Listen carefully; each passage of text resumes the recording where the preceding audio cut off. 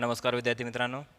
कोपरगाव तालुका education सोसायटीचे KB रोहमारे कला वाणिज्य व विज्ञान कनिष्ठ महाविद्यालय कोपरगाव आयोजित ऑनलाईन लेक्चर सिरीजमध्ये मी प्राध्यापक जेदुरकर GA आपलं या ठिकाणी सहर्ष स्वागत करतो. Accounts of not for profit concern हे आपलं सेकंड नंबर चॅप्टर आपण अभ्यासत आहोत. त्यामधील प्रॅक्टिकल प्रॉब्लेम 5th जो आहे तो या ठिकाणी आपण अभ्यासणार आहोत. 5th नंबर अकाउंटिंग प्रॉब्लेम हा जो आहे की ज्यामध्ये इन्कम अँड एक्सपेंडिचर अकाउंट तुम्हाला प्रिपेअर करायचं आहे. मात्र त्यासाठीचा जो अकाउंटिंग प्रॉब्लेम आहे तुम्ही बोर्डवरती या ठिकाणी घेतलेला आहे की या ठिकाणी प्रॉपरली जे अमाऊंट्स आहेत, जे बॅलन्सेस आहेत हे कुठे शिफ्ट करायचे आहेत, कुठे ट्रान्सफर करायचे आणि कशा पद्धतीने या संदर्भात आपण या प्रॉब्लेममध्ये सर्व डीप स्टडी त्या ठिकाणी करणार आहोत. तर या ठिकाणी जो अकाउंटिंग प्रॉब्लेम दिलेला आहे की भारतीय कला केंद्र Solapur gives you the following information for the year ended 31st March 2018. म्हणजे 2018 करिता Bharatiya Kala Kendra is a not for profit concern in at सोलापूरची ही नॉट फॉर प्रॉफिट कन्सर्न आहे. Gives you the following information, त्यांनी तुम्हाला खालील इन्फॉर्मेशन दिलेली आहे. For the year ended 31st March 2018, 31st March 2018ची इन्फॉर्मेशन याप्रमाणे प्रोव्हाइड केली आहे. Prepare income and expenditure account, तुम्हाला income and expenditure account prepare करायचं आहे. For the year ending 31st March 2018, 31st March 2018 करिता तुम्हाला या ठिकाणी income and expenditure account prepare करायचं आहे, हे लक्षात घ्यायचे. बॅलन्स शीट या ठिकाणी प्रिपेअर करायला सांगितलेलं नाही आहे, त्यामुळे फक्त तुम्हाला income and expenditure account prepare करायचं आहे.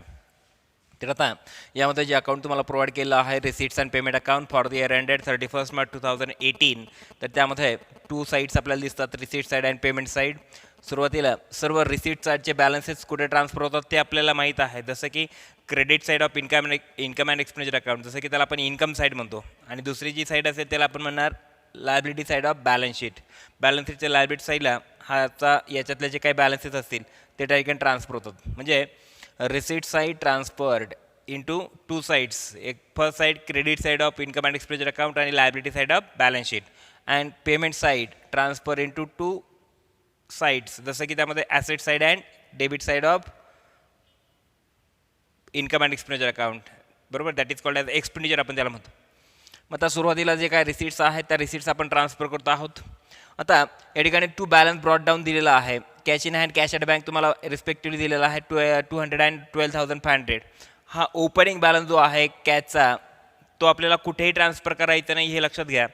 हा आपण ट्रान्सफर करतो कुठे, हा ओपनिंग बॅलन्स शीट जर आपल्याला किंवा बॅलन्स शीट किंवा त्या ठिकाणी कॅपिटल फंड जर दिलेला नसेल आणि त्याची जर अमाऊंट आपल्याला फाइंड आउट करायची असेल तर ओपनिंग बॅलन्स शीटच्या ॲसेट साईडला हे बॅलन्सेस आपण नेहमी ट्रान्सफर करत असतो. मात्र या ठिकाणी आपल्याला हा बॅलन्स तुर्तास कुठल्याही पद्धतीने इथे इन्कम अँड एक्सपेंडिचर अकाउंटमध्ये किंवा कुठल्याही या बॅलन्स शीटमध्ये ट्रान्सफर करायचा नाही आहे, ठीक आहे. त्यानंतर टू लॉकर रेंट मेन्शन केलं आहे, लॉकर रेंट ₹400. आता लॉकर रेंट ₹400 ही जी अमाऊंट त्या ठिकाणी प्रोव्हाइड केलेली आहे त्या लॉकर रेंटला आपण त्या ठिकाणी ॲज अ रेव्हेन्यू इन्कम म्हणून मेन्शन करतो आहोत. मग हा रेव्हेन्यू इन्कम तुम्हाला ट्रान्सफर करायचा आहे इन्कम अँड एक्सपेंडिचर अकाउंटच्या इन्कम साईडला. सपोज याप्रमाणे इन्कम साईडला तुम्ही ट्रान्सफर करायचे. त्यानंतर एंट्रन्स फीज, आता एंट्रन्स फीज ही जी ॲडजस्टमेंट किंवा एंट्रन्स फीजला देखील या ठिकाणी तुम्हाला रेव्हेन्यू इन्कम म्हणून दिसतोय. मात्र एंट्रन्स फीजवरती ॲडजस्टमेंट दिली की ते बघा, ॲडजस्टमेंट नंबर 3 बघा, त्यावरती आहे 50% of entrance fees are to be capitalise. तुम्हाला यातली 50% अमाऊंट तुम्हाला कॅपिटलाइज करायची आहे. म्हणजे 2,900 एंट्रन्स फीज आहे, त्यापैकी 50% जी एंट्रन्स फीज आहे, जसं की या ठिकाणी 1,405 किंवा 1,450 ही जी 50% एंट्रन्स फीज तुम्हाला कॅपिटलाइज करायची आणि 50% जी असणार आहे ती रिव्हेन्यू रिसीट म्हणून मेन्शन करायची. म्हणजे एंट्रन्स फीज तुम्हाला 2 कॅटेगरीजमध्ये डिव्हाइड करायची आहे. जसं की 50% of entrance fees treated as a revenue receipt and remaining 50% entrance fees treated as a capital receipt. म्हणून या ठिकाणी या एंट्रन्स फीजचे आपल्याला 2 इफेक्ट द्यायचे. जसं की या ठिकाणी आपण याला इन्कम अँड एक्सपेंडिचर अकाउंटच्या इन्कम साईडला आपण ट्रान्सफर करूया 2,900 आणि त्याचा जो 50%चा इफेक्ट असेल तो आपण इन्कम बॅलन्स शीटच्या लायबिलिटी साईडला ट्रान्सफर करणार आहोत ॲज अ कॅपिटल रिसीट म्हणून, ठीक आहे. त्यानंतरचा नेक्स्ट बॅलन्स आहे sale of old newspapers. Sale of old newspapers is a revenue receipt, there for transfer to the income side of income and expenditure account, ठीक आहे. मग या ठिकाणी इन्कम साईडला या ठिकाणी तुम्हाला ट्रान्सफर करायचा आहे हा balance income side sale of old newspaper ₹250.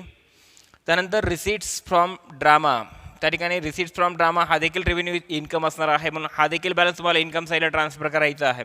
त्यानंतर लिगसीज टू लिगसीज ₹12,000. आता लिगसीजवरती देखील ॲडजस्टमेंट नंबर फर्स्ट आहे. लिगसीज आर टू बी कॅपिटलाइज आणि या टोटल लिगसीज तुम्हाला काय करायच्या आहेत, कॅपिटलाइज करायच्या आहेत. म्हणजे या लिगसीजला तुम्हाला ट्रान्सफर करताना इन्कम अँड एक्सपेंडिचर अकाउंटच्या इन्कम साईडला ट्रान्सफर तर करणार आहात तुम्ही, मात्र लिगसीजच्या आउटर कॉलमला इन्कम अँड एक्सपेंडिचर अकाउंटच्या इन्कम साईडला म्हणजे क्रेडिट साईडला बाय लिगसीज म्हणून त्याची जी अमाऊंट आहे 12,000 ही इनर कॉलमला मेन्शन करणार आणि त्यातून तुम्ही काय मेन्शन करणार, लेस कॅपिटलाइज्ड आणि त्यातनं 12,000 मायनस 12,000. तर या ठिकाणी लिगसीच्या आउटर कॉलमला नील बॅलन्स त्या ठिकाणी दिसेल आणि टोटल हा जो लिगसीचा बॅलन्स आहे हा कशामध्ये ॲड करायचा आहे तुम्हाला, कॅपिटल फॉर्ममध्ये बॅलन्स शीटच्या लायबिलिटी साईडला. मात्र या ठिकाणी आपल्याला बॅलन्स शीट प्रिपेअर करायचं नाही आहे हे लक्षात घ्या. त्यानंतर to interest on government securities ₹400. Government सिक्युरिटीच्या माध्यमातून ₹400चा इंटरेस्ट तुम्हाला रिसीव्ह झाला मिळाला. मग हा इंटरेस्ट तुम्हाला इन्कम अँड एक्सपेंडिचर अकाउंटच्या इन्कम साईडला म्हणजे क्रेडिट साईडला इंडिकेट करायचा आहे. हा देखील तुमचा इन्कम असणार आहे याप्रमाणे. आणि मिसलेनियस रिसीट्स जे काय किरकोळ मिळकत तुमची असणार आहे, मिसलेनियस रिसीट्स ₹400 हा देखील तुमचा या ठिकाणी रेव्हेन्यू इन्कम असणार आहे. म्हणजे हे सर्व बॅलन्सेस तुम्हाला इन्कम साईडला ट्रान्सफर करायचे आहेत. ठीक आहे. आता पेमेंट साईड जी असणार आहे की ज्यामध्ये बाय स्टेशनरी ₹600. आता स्टेशनरी हा जो तुमचा काय असणार आहे, एक्सपेंडिचर आहे, रेव्हेन्यू एक्सपेंडिचर आहे, म्हणून हा जो बॅलन्स असणार हा आपण एक्सपेंडिचर साईडला ट्रान्सफर करणार आहोत. त्यानंतर furniture purchase ₹7,000. Furniture purchase is a capital expenditure there for transfer to asset side. ठीक आहे. फर्निचर परचेस हा तुमचा कॅपिटल एक्सपेंडिचर असल्या कारणाने हा तुम्हाला बॅलन्स शीटच्या ॲसेट साईडला ट्रान्सफर करायचा आहे. मात्र या ठिकाणी ॲसेट साईड आपल्याकडे अवेलेबल नाही आहे किंवा बॅलन्स शीटच आपण प्रिपेअर करणार नाही, त्यामुळे हा बॅलन्स आपल्याला इन्कम अँड एक्सपेंडिचर अकाउंटमध्ये शो करायचा नाही आहे. त्यानंतर investment in government securities. Investment in government securities याचा अर्थ काय होतो की तुम्ही गव्हर्नमेंट सिक्युरिटीजमध्ये सरकारी प्रतिभूतींमध्ये गुंतवणूक केलेली आहे ₹14,000. ही देखील तुमच्यासाठी ॲसेट असणार आहे, म्हणून हा देखील बॅलन्स तुम्हाला ॲसेट म्हणून ट्रीट करायचा आहे. तर हा जो बॅलन्स आहे हा बॅलन्स शीटच्या ॲसेट साईडला तुम्ही ट्रान्सफर करताय, तर निश्चितपणे हा बॅलन्स देखील तुम्हाला इन्कम साईडला ट्रान्सफर करायचं नाही आहे, ही तुमची ॲसेट असणार आहे. त्यानंतर बाय एक्सपेन्सेस ऑफ ड्रामा ₹3,000. मग याला देखील तुम्हाला या ठिकाणी काय मेन्शन करायचं आहे, एक्सपेंडिचर म्हणून मेन्शन करायचं आहे ₹3,000. त्यानंतर postage by postage is the revenue expenditure there for transfer to expenditure side. त्यानंतर by magazine and newspapers. Magazine आणि न्यूजपेपर्सवरती झालेला खर्च तो देखील तुमच्यासाठी काय असणार आहे, एक्सपेंडिचर असणार आहे, म्हणून एक्सपेंडिचर साईडला हा बॅलन्स ट्रान्सफर करायचा आहे. बाय सॅलरीज हा देखील तुमचा रेव्हेन्यू एक्सपेंडिचर आहे, तो देखील बॅलन्स शीटच्या ॲसेटला ट्रान्सफर करा. आणि नंबर लास्ट आहे by balance carried down, cash in hand, cash at bank, की हा जो बॅलन्स आहे हा तुमचा क्लोजिंग बॅलन्स आहे कॅशचा, म्हणून हा तुमच्या क्लोजिंग बॅलन्स शीटच्या ॲसेट साईडला तुम्हाला ट्रान्सफर करायचा आहे 700 आणि ₹7,300 रिस्पेक्टिव्हली याप्रमाणे. ठीक आहे. अशा पद्धतीने हे बॅलन्सेस तुम्हाला ट्रान्सफर करायचे आहेत. त्यानंतर ॲडजस्ट नंबर फर्स्ट बघितले आपण, लिगसीज आर टू बी कॅपिटलाइज. लिगसीजला तुम्हाला टोटली कॅपिटलाइज करायचं म्हणजे इन्कम अँड एक्सपेंडिचर अकाउंटमध्ये लिगसीचा बॅलन्स कुठल्याही प्रकारे शो करायचं नाही, तर आउटरला नील बॅलन्स दिसेल. आणि याचा सेकंड नंबर इफेक्ट जो असणार आहे तो ॲड करायचा तुम्हाला बॅलन्स शीटच्या लायबिलिटी साईडला कॅपिटल फॉर्ममध्ये ॲड करायचा आहे या पद्धतीने. ठीक आहे. आणि त्यानंतर ॲडजस्ट नंबर सेकंड असेल की जसं आउटस्टँडिंग सॅलरी ₹200 आउटस्टँडिंग सॅलरी आपल्या सॅलरीमध्ये काय करायची आहे, ॲड करायची आहे. बरोबर आहे. आता या ठिकाणी ही सॅलरी आहे, आउटस्टँडिंग सॅलरी. आता इथे सॅलरीवरती काय करायची तुम्हाला ॲडजस्टमेंट आहे, म्हणून सॅलरीची अमाऊंट तुम्हाला इनर कॉलमला ठेवावं लागेल आणि यामध्ये तुम्हाला ₹200 काय करावं लागतील आहेत आउटस्टँडिंग म्हणून ॲड करावं लागतील. आणि आता सेकंड नंबर इफेक्ट तुम्हाला द्यावं लागेल बॅलन्स शीटच्या लायबिलिटी साईडला आउटस्टँडिंग सॅलरी ₹200 याप्रमाणे. म्हणजे ॲडजस्ट नंबर 2चे सेकंडचे देखील आपण याप्रमाणे इफेक्ट देतोय. ॲडजस्ट नंबर थर्ड आपल्याला माहिती आहे की 50% of entrance fees are to be capitalize. Entrance फीची जी काय 50% अमाऊंट आहे ती आपल्याला कॅपिटलाइज करायची आणि रिमेनिंग 50% अमाऊंट तुम्हाला रिव्हेन्यू रिसीट म्हणून त्या ठिकाणी इन्कम साईडला बॅलन्स शीटच्या किंवा इन्कम अँड एक्सपेंडिचर अकाउंटच्या इन्कम साईडला काय करायचे आहे, इंडिकेट करायचे आहे या पद्धतीने. तर अशा पद्धतीने हा जो अकाउंटिंग प्रॉब्लेम आहे हा आपण या ठिकाणी काय करणार आहोत, बोर्डवरती सॉल्व्ह करणार आहोत. तर आपण यानंतरचं याचं जे काही सोल्युशन असेल ते आपण या ठिकाणी अभ्यासणार आहोत.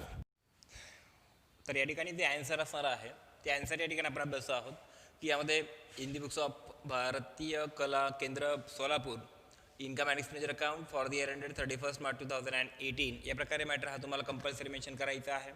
या अकाउंटिंग प्रॉब्लेममध्ये तुम्हाला फक्त income and expenditure account prepare करायला सांगितलं असल्या कारणाने आपण या ठिकाणी या प्रकारचा डाटा हा या ठिकाणी मेन्शन केलेला आहे. आता या ठिकाणी ॲन्सरमध्ये आपण जर बघितलं तर सुरुवातीला जो बॅलन्स तुम्हाला प्रोव्हाइड केला होता की ज्यामध्ये टू बॅलन्स ब्रॉड डाऊन होता तो आपण कुठे ट्रान्सफर करत नाही आपण समजून घेतलं. त्यानंतर टू लॉकर रेंट ₹400 हा जो रिसीट साईडला दिलेला बॅलन्स होता तो आपण या ठिकाणी पेमेंट इन्कम साईडला या ठिकाणी म्हणजे क्रेडिट साईडला मेन्शन केला बाय लॉकर रेंट. तिकडे टू लॉकर रेंट असेल तिकडे मेन्शन काय केलं बाय लॉकर रेंट ₹400. ठीक आहे याप्रमाणे. त्यानंतर नेक्स्टचा बॅलन्स होता तसं एंट्रन्स फी ₹2900. तिकडे टू एंट्रन्स फीज होतं, इथे आपण बाय एंट्रन्स फीज म्हटलं अमाऊंट 2900 मेन्शन केली. तर त्यावरती ॲडजस्टमेंट नंबर होती सेकंड की त्यावरती किंवा थर्ड ॲडजस्टमेंट होती 50% of entrance fees are to be capitalize. या प्रकारची ॲडजस्टमेंट असल्या कारणाने एंट्रन्स फीजमधनं आपण 50% ऑफ एंट्रन्स फीज कॅपिटलाइज केली आणि त्यामुळे 2900च्या 50% 1450 ही आपण मायनस केली आणि 1450 जी 50% रिमेनिंग अमाऊंट आहे एंट्रन्स फीची ती आपण आउटर कॉलमला ट्रान्सफर केली. आणि याचा जर सेकंड नंबर पेक जर दिला आपण तर कुठे गेला असतो तो बॅलन्स शीटच्या लायबिलिटी साईडला कॅपिटल फंडमध्ये ही अमाऊंट काय दिली असती कॅपिटल फंडमध्ये ॲड झाली असती एंट्रन्स फीची. ठीक आहे.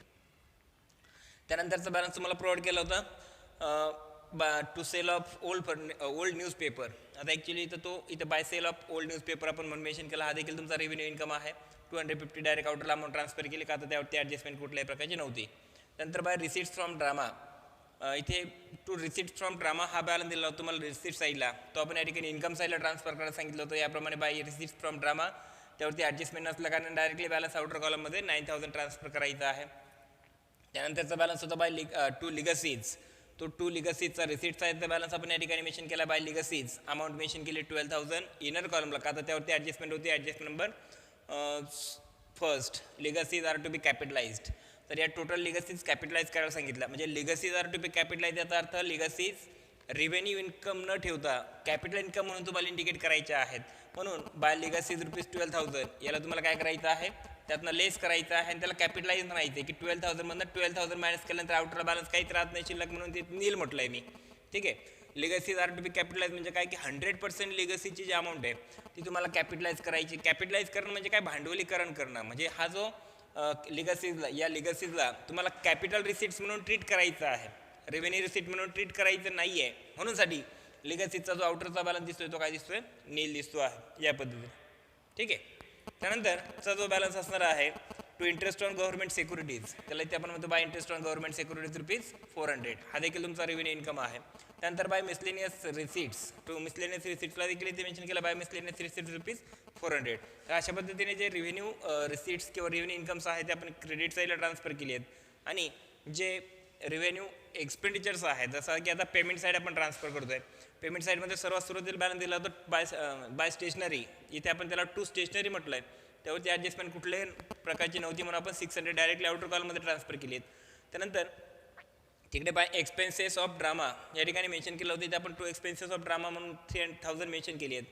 त्यानंतर अकाउंटिंग प्रॉब्लेममध्ये बाय फर्निचर परचेस म्हणून मेन्शन करून दिलेलं होतं. फर्निचर परचेस हा तुमचा कॅपिटल एक्सपेंडिचर असल्या कारणाने तो आपण बॅलन्स शीटच्या ॲसेट साईडला ट्रान्सफर करतो. मात्र या ठिकाणी बॅलन्स शीटची ॲसेट साईड अवेलेबल नसल्या कारणाने आपण तो बॅलन्स या ठिकाणी नोंदवलेला नाही आहे.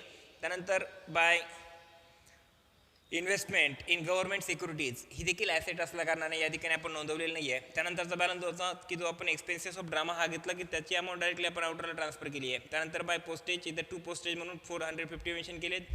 बाय मॅगझिन अँड न्यूजपेपर्स इथे आपण टू मॅगझिन अँड न्यूजपेपर्स म्हणून आउटरला ट्रान्सफर केली अमाऊंट. त्यानंतर इथे सॅलरीजवरती ॲडजस्टमेंट होती नंबर सेकंड. सॅलरीजवरती ॲडजस्टमेंट असल्या कारणाने आपण सॅलरीजमध्ये ॲड आउटस्टँडिंग म्हणून ₹200 त्या सॅलरीमध्ये ॲड केलेत म्हणून 4600 आपण या ठिकाणी मेन्शन केलेले आहेत. तर अशा पद्धतीने आउटस्टँडिंग सॅलरी जी या ठिकाणी इंडिकेट केली आहे की तिचा सेकंड नंबर इफेक्ट आपण बॅलन्स शीटच्या लायबिलिटी साईडला दिला असता जर बॅलन्स शीट ऑपरेट केलं असतं आपण तर. आणि अशा पद्धतीने हे सर्व बॅलन्सेस आपण या पद्धतीने ट्रान्सफर केले. आणि नंबर लास्टचा जो बॅलन्स होता by balance carried down cash in and cash at bank हे जे बॅलन्सेस आहेत ते क्लोजिंग बॅलन्सेस ऑफ कॅशचे बॅलन्सेस आहेत म्हणून ते आपण क्लोजिंग बॅलन्सेसच्या ॲसेट साईडला ट्रान्सफर करतो. मात्र या ठिकाणी बॅलन्स शीट नसल्या कारणाने आहे एवढेच बॅलन्सेस तुम्हाला यामध्ये इंडिकेट करायचे आहेत. ठीक आहे.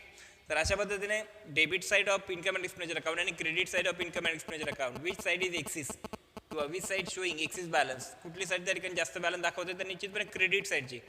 ठीक आहे. तर क्रेडिटची बॅलन्सिंग फिगर आली 11,900 आणि डेबिटची जर आपण बॅलन्सिंग फिगर कॅल्क्युलेट केली तर ती येते 9,250 म्हणजे 11,900 मायनस 9,250 तर रिमेनिंग बॅलन्स राहतो 2,650.